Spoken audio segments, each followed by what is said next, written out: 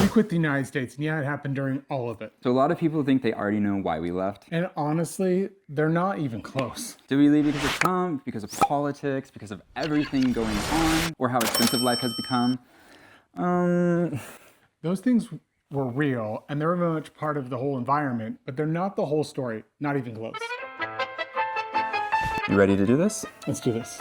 Hi, my name is Dylan. And I'm Andrew. And we are two American husbands that moved from Los Angeles to France in September of 2025. And this is why we quit the United States. Before we get into why we left, you really have to understand how much we loved our life in Los Angeles. Yeah, I think that part is really important because we weren't trying to escape something terrible. We weren't leaving a bad place, actually. We were leaving something that was actually really cool, really unique. I'm originally from the Bay Area, and I've lived in Los Angeles for the last 18 years before we moved. So this wasn't just a city to me, it was my heart, my home. Yeah, you love LA.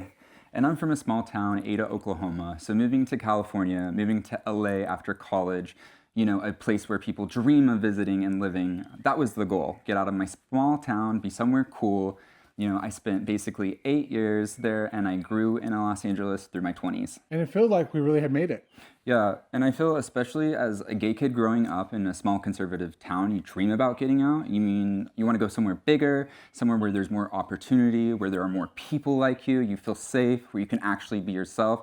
And LA was that for me, and everything I had always wanted, which makes the city mean so much to me. And we really built a full life there. Career-wise, we were both doing really well. I worked as a media executive across multiple companies, did production for film, television, award shows, some music, and a lot of Hollywood stuff. Journalism, LA, just the typical industry you'd expect. And I was an advertiser for Apple TV Plus's film and TV series, so both of our careers were very connected in the entertainment and media world. Very LA of us. Yes, very LA. It's LA! And because of our jobs, we had to access to a lot of what people imagine what they think about LA. Walking red carpets, at premieres, industry events, private parties. Side stage, at concerts, work trips to insanely cool locations, celebrities. Expensive fine dining. Oh my goodness, the food. The food in LA is insane. There's over 10,000 restaurants. Every night is a different cuisine. Korean, Japanese, and Ethiopian. Mexican. Mexican. Our favorite. Yes. A city built by immigrants and their children of immigrants. Some of the best food in the world, I think. It was fun. It was exciting, and it felt like we were exactly where we were supposed to be. I genuinely thought I'd stay there forever. And beyond all that, we had an incredible community. Our friends were everything. Our chosen family. We had such a strong LGBT plus community, people who supported us. Who showed up for us, who celebrated with us. And I know a lot of people in LA say everyone's fake, it's not real, and there are definitely fake people, but that really wasn't my full experience. I was lucky, I usually met genuinely cool people. People were cool. And the ones who weren't cool, didn't stick around and were far and few between. I was lucky to have that experience. We made some of the best friends of our lives there, real friendships, the kind that last. And life was easy in a lot of ways, and something that we had connection, a resource to find out what we needed. Yeah, we had our routines, our favorite places. Tuesday wing night at High Tops with our best friends, which was sacred. Sacred every week with our friends. And then there's just California itself. The beach, God, we miss the beach. Yeah. The mountains, snow on the mountains surrounding the city, and it's still 75 out in the valley. That contrast is crazy. And the weather that Southern California sun. Yeah, that was honestly one of the hardest things to leave behind was the weather. Because you don't realize how much that impacts your life until you don't have it anymore. Yeah, for your mental health. And the actual state of California I found really cool. It has so much opportunity and adventure, extremely beautiful places. So when we say we left, we didn't leave because we hated it there. We left something that was really, really good. That made the decision that much harder because we had to sit down and be honest with ourselves and with each other. Are we actually willing to risk losing all this? So naturally, when people hear that we left the US, they start filling in the blanks. They assume it was one big reason, one point, one headline. There's also a lot of commonalities you'll hear from Americans who have moved abroad for not just the cost of living and, housing, but mass shootings, school shootings, healthcare, career work-life balance, the government, backwards viewpoints like transphobia and racism, religious nationalism. I mean, the list goes on. Once you really see all of that, you can't unsee it. Safety became something we thought about more than we wanted to. Kids, school shootings, concerts, nightclubs, parties. It felt like nowhere could be safe anymore. Yeah, and you just always have in the back of your mind, am I safe? Where are the exits? That's one for sure. Where are the exits? And that's not even something you consciously think about every day. It's just there. There's actually a moment in Paris during New Year's Eve last year, and they popped confetti, and both of us immediately got down like this, and were ready to run. I mean, we had already clocked the nearest exits once we walked in. Because we thought it was a gun. And the reaction that says a lot about what you've been conditioned to expect. It's a very weird position to feel such fear inside when it happened, and then to see the people around us continue dancing, celebrating, like no fear or worry about that pop. Not a thought in their head. It was such a weird feeling, like I can't even describe it. And as a gay couple, we were paying close attention to what was happening politically, especially attacks against the trans community and our community in general. Those are our friends. We can't look away from that. And while we personally felt safe in California, we didn't necessarily feel safe that way about a lot of other places. So yes, all of those things existed. They were part of the air we were breathing. They influenced how we were thinking, how we were feeling. But none of those things on their own are the reason we left. Because if that was it, we probably would have stayed. Yeah, exactly. That alone wasn't enough to make us walk away from the beautiful life that we had both built together. There was a moment where everything started to shift for me, and it came down to my job. Yeah. My job had become abusive, and my career, that was one of the biggest parts of my identity. Yeah. I had spent years building it, working my way up, getting into rooms I'd always wanted to be in, not just being part of the conversation, but actually leading the conversation. Doing work I was proud of, work that had impact. So this wasn't something I took lightly. This wasn't just, I don't like my job. No, this was something is really wrong. I've had difficult positions before, inappropriate workplace experiences, as bad as that is. But this was a level of toxicity I didn't know could exist. Mm-hmm. And there weren't any consequences for this. The team kept shrinking round after round of layoffs, and the work didn't shrink with it. It just was redistributed onto me. Yeah. So I was working all day and all night because there was no one else to help. No off switch, no separation between work and life, just more. I also genuinely cared about the brand and thought it was cool and wanted to see it succeed. So I asked for help and went to leadership, asked for support, solutions, anything. And to be honest, nothing changed. Lots of words, not a lot of action. And it wasn't just the workload. People with no background in media, no experience in the industry, being handed input over the brand, over creative decisions, over things they were genuinely didn't understand. And it wasn't some fresh perspective. It wasn't a new way of thinking. It was just chaos. Decisions that made no sense. Direction that contradicted everything we were building. Making already hard work nearly impossible. And everyone around me could see it. But nothing would change. After I was gone, the official accounts I had built up over the years blocked moi. And me too.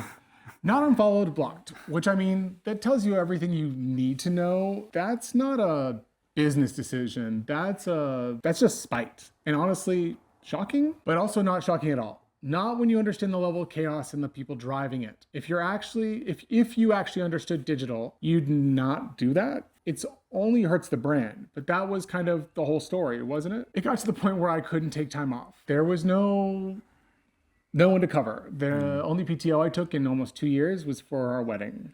Always working. 10 days out of 2 years. No real budget, leadership not backing me up. So everything just landed on me. I couldn't go on walks with Dylan and Lincoln. I couldn't sit by the pool on a Saturday without having to log on because something came up. I couldn't eat dinner with friends without my phone going off. And being unresponsive at 11:30 p.m. on a Wednesday, that was apparently inappropriate or unacceptable. And then there was someone at the magazine that made everything even harder. Yes, very, very freaking hard. Someone was supposed to report to me, and anytime you put a basic expectation on them, not just by me, by anyone, anytime you followed up on a story that didn't get done, it would set them off. Not a conversation, not a discussion, a full visceral attack on anyone that would question them. In emails, in chats in front of others, on a scrum call, just completely out of control. Over being asked to do their job. And leadership wouldn't do a thing about it, wouldn't even address it. And I never fully understood why. Still don't, yeah. So I was just living in this constant state of chaos, waiting for the next issue, the next thing to blow up, to the point where if my Apple Watch buzzed, I was already bracing. It became a continuous loop of anxiety and exhaustion, and eventually the exhaustion became something else entirely. Like my body just finally said enough, and I had to be honest with myself. This isn't what I asked for. This isn't the life I wanted. It was really difficult, and I watched it all happen in real time. I heard the calls, I heard how people, were speaking to you. I mean, I was shocked and like genuinely shocked. And I've had my own experiences at work where I've, popped off to a coworker or boss. Like I've been really shady. And this was like way worse than that. I mean, extremely rude and not okay. But this was different. Like this was insane. It started affecting everything. My energy, my mental health, our relationship, our time together. We were missing the life we had built. I mean, I'd have the day off and we were supposed to go to the beach, and I'd end up sitting on the couch watching Andrew work all day because he could never get away. And I think one of the hardest parts was, we had built such a beautiful life in LA, and we weren't even able to enjoy it anymore because every time we were doing something, there was a problem. Exactly. And that's when it hit me. What is the point of any of this if I don't get to live my life? For context, we have a history with France. And, we've always considered a life and kind of have wanted to move to France at some point. We just weren't sure of the timing, how it would affect our careers, and we just literally didn't know what the future would look like. Or honestly, if it would ever actually be possible, you just don't know. And then there was Christmas. During all of this, while we were in Paris, a huge problem happened with his job. There were a lot of things going on, and this required a call from one of the owners of the company. And he knew Andrew and I were in Paris, but he made him wait until 2:30 a.m. our time for a call. During that call, it became clear. The expectations had gotten completely unrealistic, to say the least. And when Andrew hung up the phone, he looked me dead in the face and said, "I'm done. I'm ready to move to France." I mean, your facial expression looked so defeated because of the job that he wanted to succeed at. And I mean, the tone of voice was heartbroken. I've never seen you like that. I mean, heartbroken. You were always motivated, always serious about the job. And that's when everything truly shifted. I mean, that was the moment. Yeah, it stopped being about should we move someday and became what is actually keeping us here. We actually started talking about moving in 2022, maybe, going to France within the next few years, probably sometime around 2027. We had just leased a car at the end of 2023, so, we were thinking once the lease ended, that would be a great time and coincide with moving. It would give us a couple years to plan everything. But there was also this thought, what if something amazing happened career-wise in Los Angeles and we couldn't turn it down and then never get to live in France? I mean, that was a big one. So when we really sat down, we had to look at ourselves. We realized there wasn't actually anything tying us down to LA anymore. And in a strange way, it almost felt like a sign, like maybe this isn't for me anymore. Maybe there's something else. And all of those things, cost of living, work-life balance, politics, just like everything happening. They weren't the reason we left, but I'd say it made it a lot easier to go on our way, to kind of get out the door. It accelerated everything. It was very much a catalyst. But I say the real shift was you realizing, like, this isn't the life I want anymore. Yeah, and once that becomes clear, you really can't ignore it. Looking back now, as hard and emotional that moment was, as much as I've had to face that my career was going in a way that I didn't expect, and it was going to look different than I had planned, it was a heavy yet, It's heavy, but it was also clarifying. Yes. That was the moment everything made sense in some level. And here's the thing. I'm still in media, still doing the work I love, working with clients across the globe now. And the difference is night and day. Truly, yeah. The relationships actually work. There's mutual respect. The level of service I bring, the experience, the strategy, the expectation, it's valued. The execution, they take it to heart. Not taken for granted, not buried under chaos. It turns out the problem was never the work. It was never the industry. It was the place. And leaving it was the best thing that could have ever happened to my career and to our lives. It opened the door. It made us really stop and look at ourselves. And ask bigger questions. Like, what do we want our life to look like? Not just what we had built. Not what looks good on paper. Not what looks good on Instagram, even though that's important. But what actually feels right. Because for so long, we were on a path, a good path, a successful path. But we never really stopped to ask, is this our path? And once we started asking that, It went from, should we move one day, to like, what are we waiting for? Like, let's do it. yeah, you only get one life to live. It didn't feel impossible anymore. The things holding us back had shifted. The fears had changed. It finally felt like an option, a real option. And in a strange way, it almost felt like a sign. Like maybe this isn't it anymore. Maybe there's something else. And once you have that realization, you really can't ignore it anymore. You can't just keep going through the motions. No, you can't.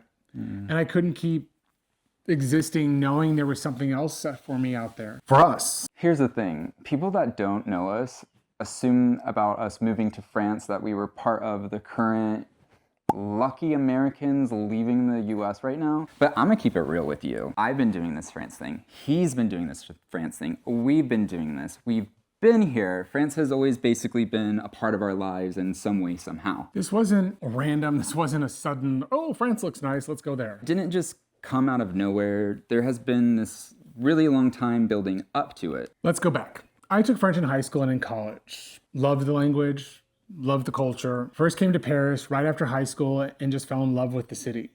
The culture, the pace. This is back when they spoke French everywhere. It stayed with me. After that trip, I kept going.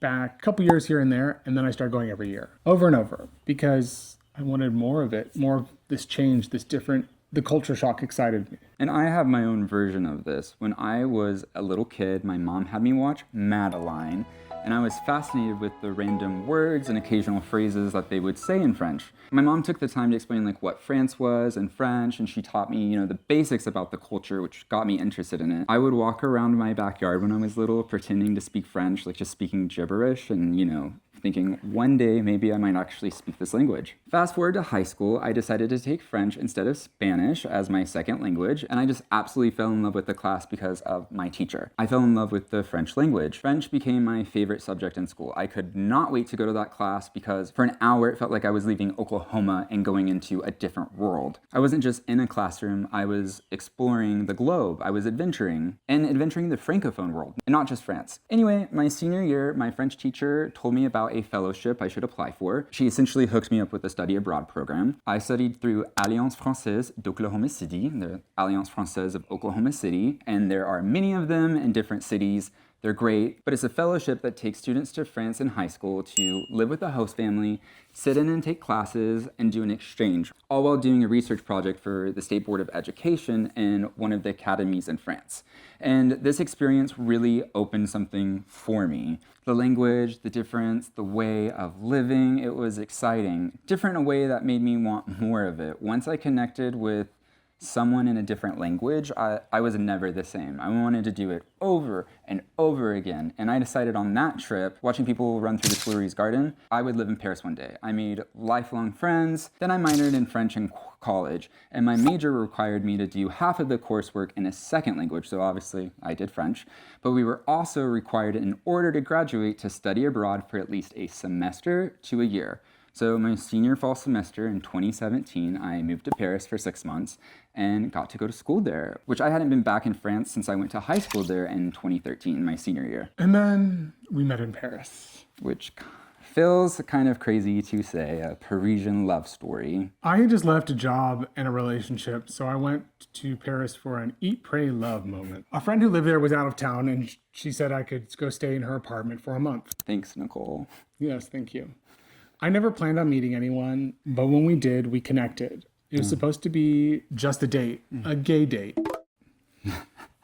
And then we just kept hanging out because he was so easy to talk to. We fell in love there, walking through the city, wandering the streets. Our first date was in Notre Dame and the Louvre during La Nuit Blanche, which is this all-night cultural event that the whole city comes alive and Yeah, it's becomes really cool. It's very romantic and honestly a wild thing to experience as an American. And that kind of became the start of everything for us. We would meet every day after my classes or internship and go and explore Paris. I mean, we'd write down things we'd never done and pick it, and we'd just go do it. We did a road trip to Normandy, Le Mont Saint-Michel, a week into Marseille, We bonded over our love for travel. We went to Iceland, and we bonded over France. Not long after we met, my mom and I actually got an apartment in Paris because we were going so often. To be honest, financially, if we were going to go that often, it made sense than paying for a hotel every time. We also went to Italy, Amsterdam for a music festival, just went to Switzerland one weekend because the tickets were cheap, which is kind of wild when you think about it. But it came from that same feeling.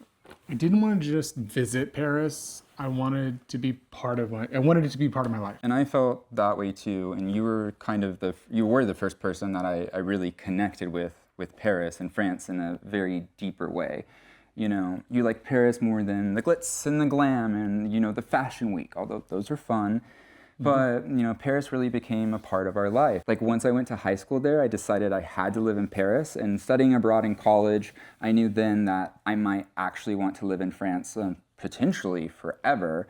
And this experience just further secured that thought and that goal in my head. After Dylan finished studying abroad, we kept dating. And after graduation in May of, I think, 2018, he moved to LA so we could live together. He more or less bought a ticket and said, I'm coming. Now that my mom and I had that apartment, we started going back and forth regularly. They would go like every 3 to 4 months, and I would try to go too. Sometimes for vacation, sometimes staying for months at a time. It became our rhythm. One time I was in between jobs and we just went for 2 months. It was incredible. Our life now wasn't just in one place. It wasn't just LA or just France. But in LA, French was still a part of our daily lives. We spoke French at home. Our friends introduced us to join French Cluster in LA, which is a local francophone organization of French speakers from anywhere. And it's really cool because it's all about helping each other and networking, but you also make friendships out of it. But mostly friends. It's all about relationships, networking, and helping each other succeed. And through work and the connections we made at French Cluster, we became well acquainted with the French consulate, also because of my job in LA.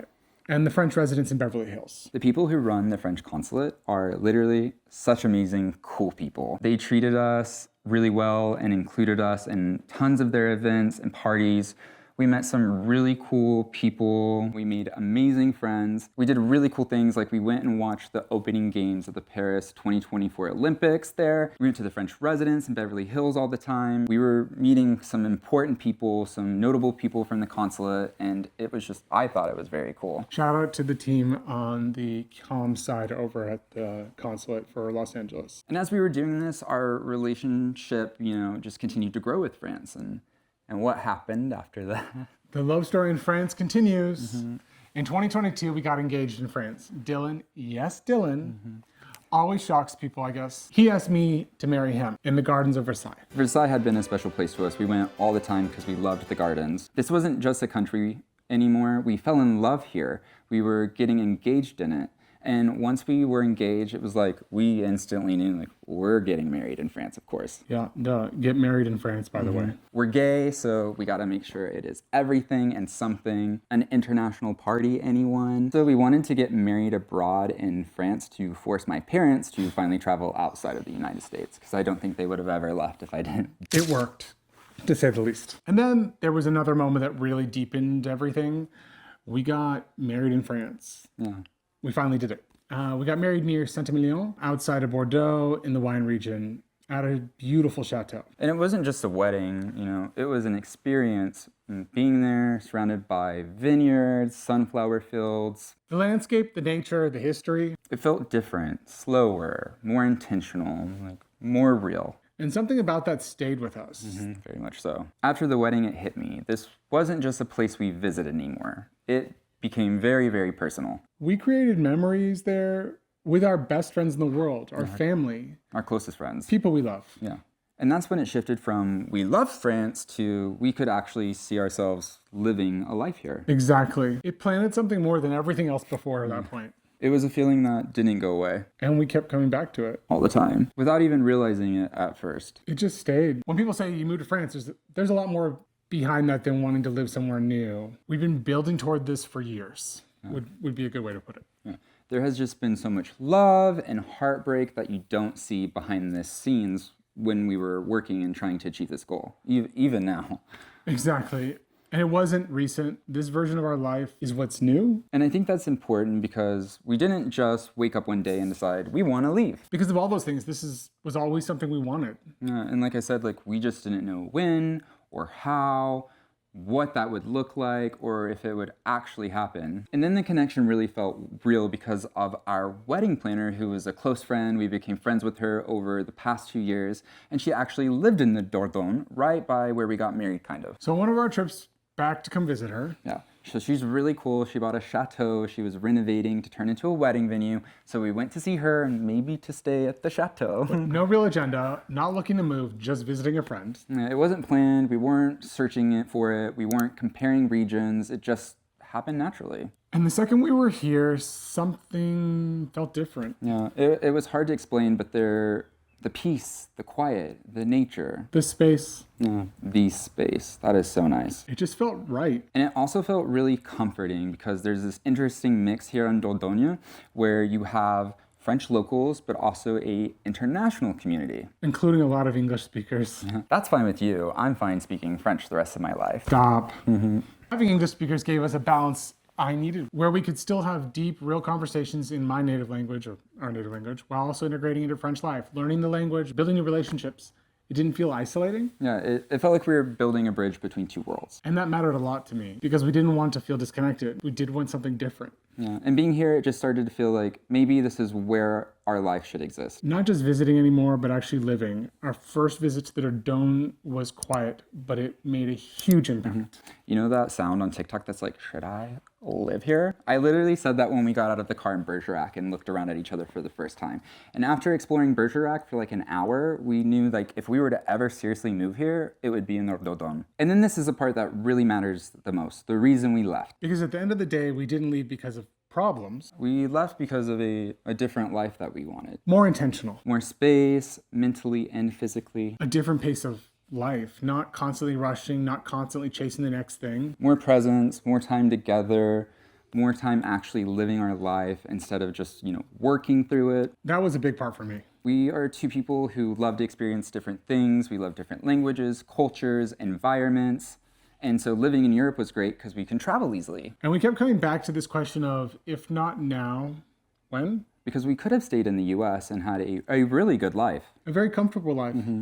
But something in us kept saying there's more out there. And not in the way it was something missing, but in a way that there's something was waiting, that there was a different, that's a different feeling for me. Yeah, it wasn't about escaping, it was about choosing. Choosing a life that felt more aligned with who we are now and who we want to become. And once we were honest, that decision became a lot clearer. So after visiting our bestie in Dordogne, and then over the next few months with Andrew's job, which all that going on, we made the decision. It wasn't a dream anymore. And we had to figure out exactly how to make it happen because moving to another country, it's not simple.